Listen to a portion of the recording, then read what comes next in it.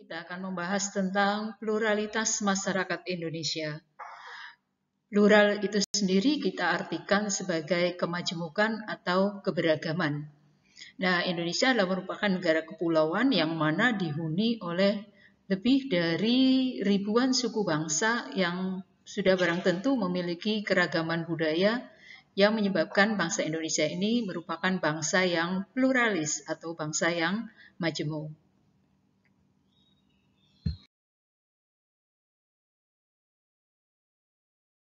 Yang pluralis ini tentu terdiri dari masyarakat dengan berbagai kultur yang berbeda atau yang disebutnya sebagai multikultural, yaitu masyarakat yang terdiri dari berbagai macam komunitas budaya, suku bangsa, dan adat istiadat dengan segala kelebihan yang ada.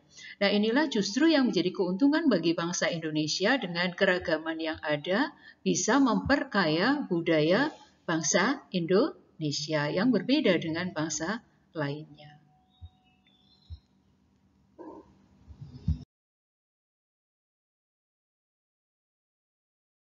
Ini disebabkan oleh perbedaan latar belakang.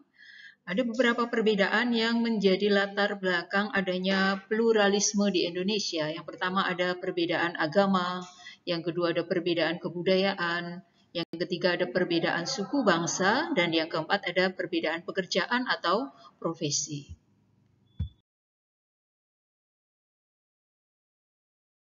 Agama, terdapat beberapa agama yang diakui di Indonesia. Maka bentuk pluralismenya adalah masyarakat Indonesia ini menerima, memahami, menghargai, bertoleransi dengan agama yang lainnya yang ada di masyarakat sebagai penghargaan atas keberagaman agama yang ada di Indonesia yang diakui oleh negara.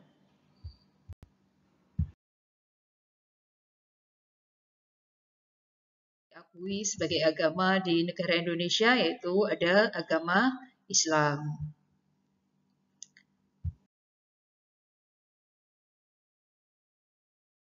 Kristen.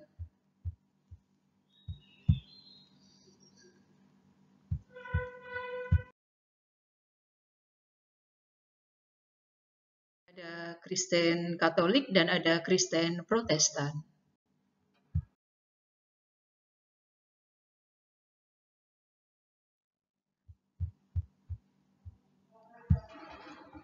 Dan yang berikutnya adalah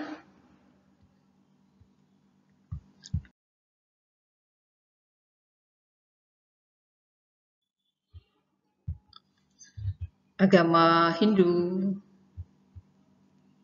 Lalu yang terakhir adalah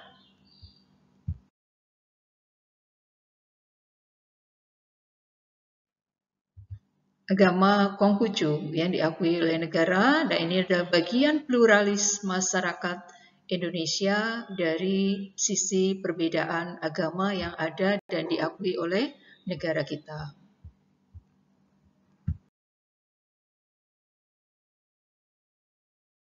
Disebabkan karena perbedaan budaya atau perbedaan kebudayaan, adapun sejumlah faktor yang menyebabkan Indonesia terdapat perbedaan kebudayaan. Yang pertama karena adanya kondisi geografis Indonesia yang memang berbeda, berupa letak wilayah yang berbeda dari Sabang sampai Merauke. Inilah yang memberi pengaruh terhadap keragaman budaya yang ada di Indonesia.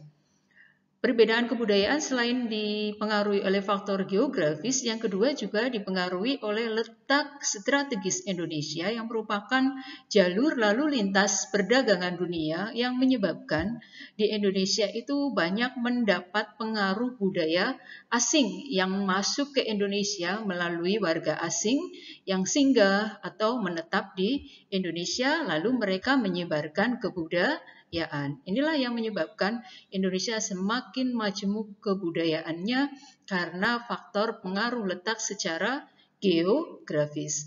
Dan yang terakhir yang menyebabkan Indonesia terdapat keragaman kebudayaan adalah faktor yang berikutnya, itu dipengaruhi oleh iklim yang ada di Indonesia.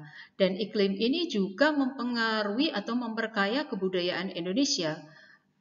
Apa saja pengaruh iklim terhadap kebudayaan? Bisa berupa makanan, pakaian, atau tempat tinggal. Ini memperkaya budaya Indonesia, baik dari tempat tinggal. Di Indonesia banyak sekali berbagai macam jenis tempat tinggal dari daerah satu dengan daerah lain yang berbeda-beda. Kita ambil contoh, di Jawa tempat tinggal diberi nama rumah joglo. Kemudian kalau di Papua, ada rumah apa di Papua? Rumahnya yang beratap dari jerami atau dedaunan. Honi, ya rumah honi. Dan lain lagi, kita bisa baca lagi di literasi kita.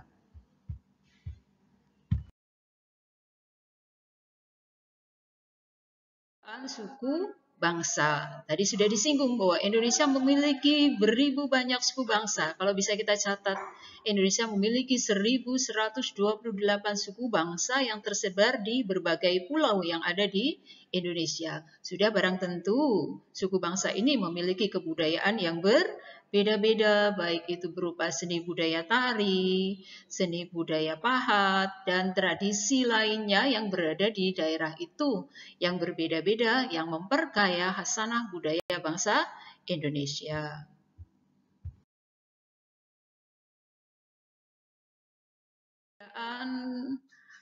Pluralitas masyarakat Indonesia adalah perbedaan pekerjaan.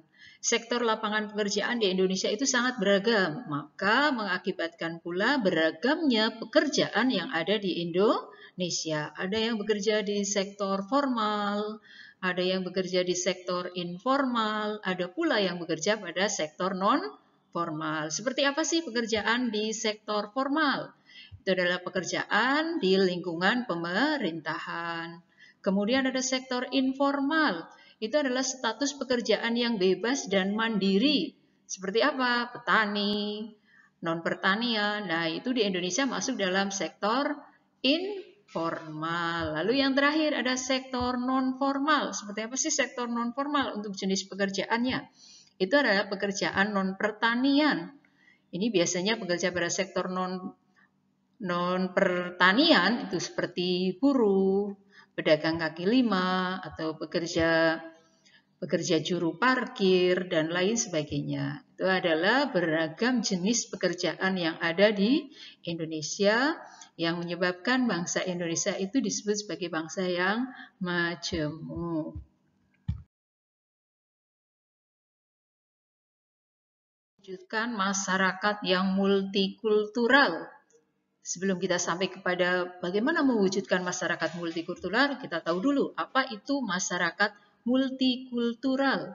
Masyarakat multikultural adalah masyarakat Indonesia yang memiliki pemahaman, penghargaan, dan penilaian atas keunikan kebudayaan lain di suatu masyarakat dan mengakui perbedaan itu serta tidak mengekang kelompok lain. Inilah yang disebut sebagai masyarakat yang multikultural. Apakah di Indonesia yang seperti itu nampak? Apakah perwujudan masyarakat yang multikultural sudah ada di Indonesia? Kita bisa perhatikan dari kehidupan masyarakat kita sampai saat ini.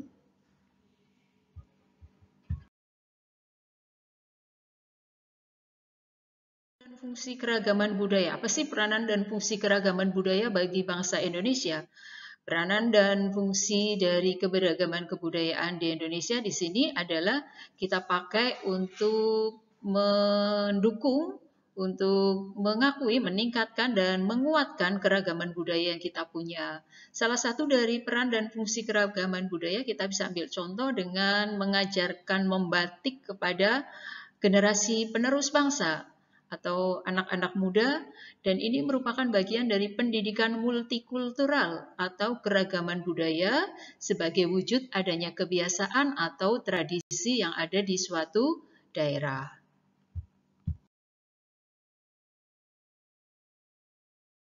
Kebudayaan. Peranan dan fungsi keragaman kebudayaan adalah sebagai satu, daya tarik bagi bangsa asing. Yang kedua, mengembangkan kebudayaan nasional. Yang ketiga, menanamkan sikap toleransi. Yang keempat, melengkapi kebudayaan. Dan yang terakhir, mendorong inovasi kebudayaan. Kita sampai ke yang pertama, sebagai daya tarik bangsa asing. Ini tujuannya untuk apa? Ini tujuannya adalah untuk meningkatkan perekonomian negara, yaitu untuk menopang atau mendorong majunya sektor pariwisata. Kemudian mengembangkan kebudayaan nasional lebih kepada memperkaya budaya sendiri, kemudian mencoba menjaga kebudayaan ini agar kebudayaan ini tidak hilang ataupun diakui sebagai kebudayaan dari bangsa lain. Berikutnya adalah menanamkan sikap toleransi. Ini penting sekali bahwa dengan keragaman kebudayaan kita semakin kuat toleransinya di dalam masyarakat, bahwa kita berada pada lingkungan yang memang berbeda satu sama lainnya, yang sudah barang tentu harus memiliki sikap toleransi yang tinggi. Berikutnya adalah saling melengkapi kebudayaan. Maksudnya adalah kebudayaan dari daerah lain yang berbeda. Di sini adalah saling melengkapi atau memperkaya kebudayaan bangsa ini. Dan dijadikan kebudayaan ini sebagai pelengkap dari masyarakat Indonesia. Dan yang terakhir, mendorong inovasi kebudayaan ke arah yang lebih positif atau yang lebih baik, yang bermanfaat baik dari sektor perekonomian maupun sektor pendidikan.